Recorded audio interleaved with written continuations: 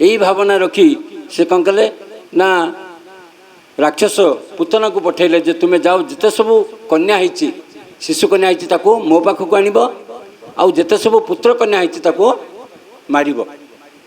तो ये भाव में पुतना जाइए विंध्य पर्वत जोटी यज्ञ करते से यज्ञशाला ये दुईटी कन्या को पुतना कौन कर हाथ में उठेकी नहीं आसी।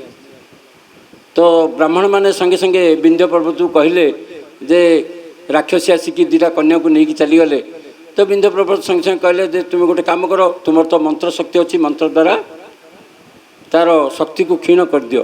तो ब्राह्मण मैंने मंत्र उच्चारण कले आउ से मंत्र शक्ति द्वारा पुतनार शक्ति क्षीण हो गला। से कौन कले ना रास्ता रे गोटे हाथ में जो बाम हाथ में धरते कन्या को ताकू तले पकईदे। से भीष्मपुर से पड़ला भीष्म राजा ताकू नहीं पालन कले। आउ गोटे कन्या को से आनी कौन कले ना ब्रजपुर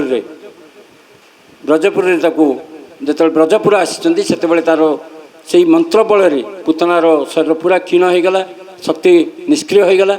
से कन्या को सेठी तले पकई चलीगले। आई कन्या को ये वृषभानु पाई।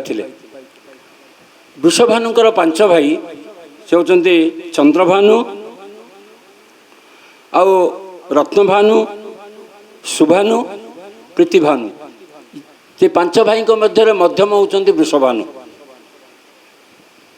ये वृषभानु ये होती ये 5 भाई होती कहार पुत्र महाभानुकर पुत्र। महाभानुकर 5टी पुत्र थे। गोटे हूँ चंद्रभानु जार कन्या होती चंद्रावली आउ रत्नभानु वृषभानु सुभानु आउ प्रतिभानु।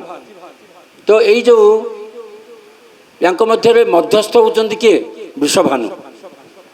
ये जदियो चंद्रभानु बड़ थे ज्येष्ठ पुत्र थे किंतु वृषभानु राजा होते। सेमती कृष्णकर पिता नंद सी भी 5 भाई तंकर होती उपनंद अभिनंद नंद सुनंद और नंदन ये 5 भाई से। तो 5 भाई रु नंद होती मध्यम किंतु नंद राजा थे अन्य भाई माने राजा ही नथे। तो ये सब रूप गोस्वामी को ललित माधुरी पुस्तक में वर्णना रही। तो ये जो राधाराणी होती कृष्ण होती कौन ना